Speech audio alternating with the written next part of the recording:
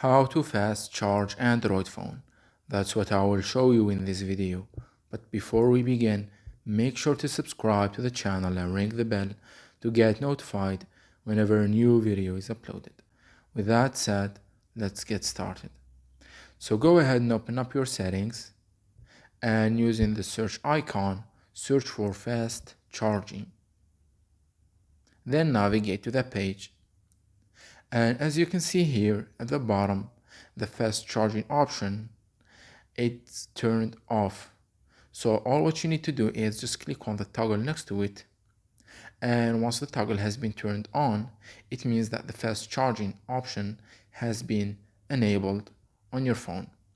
And your phone will be charged fast from now on. So that was it for this video. That's how you can enable the fast charging option on your Android phone. If you have any questions, please leave them in the comment section down below. With that said, see you in the next video.